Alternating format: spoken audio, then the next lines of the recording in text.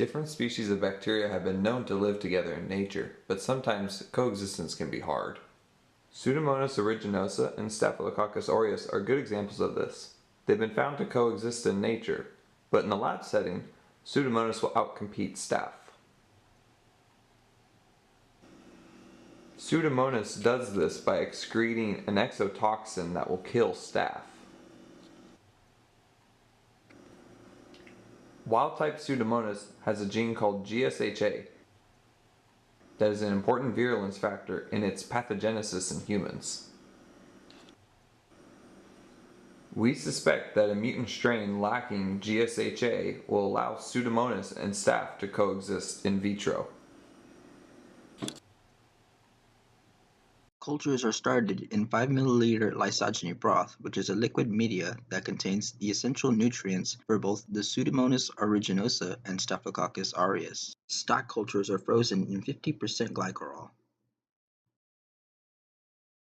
Inoculating loops are used to scrape a small amount of frozen culture and added to the lysogeny broth.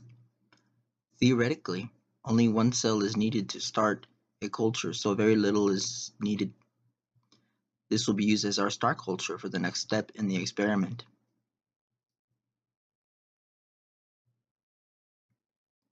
As you may remember, LB broth is very clear, and growth will be seen as cloudiness and possibly a change in color as well.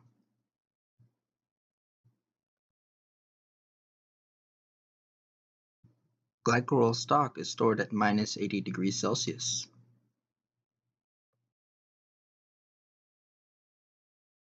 The inoculated cultures are stored at 37 degrees Celsius in a shaking incubator.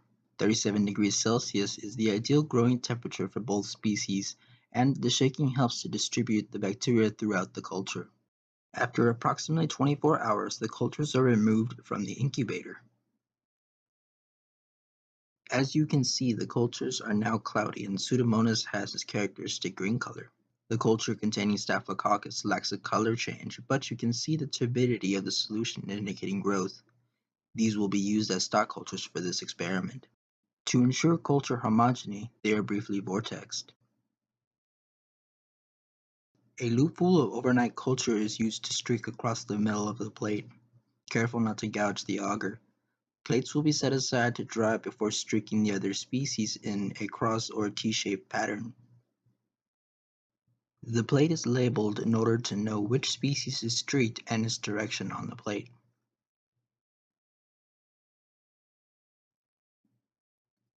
After the streaks have had a moment to dry, the second bacteria, in this case Staph aureus, will be streaked perpendicular to the first streak.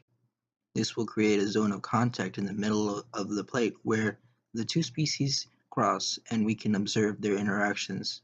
Culture from the Pseudomonas may be pulled along with the streak after the point of contact. Since these organisms are considered biosafety level 2, they will be sealed with parafilm to minimize hazard to others.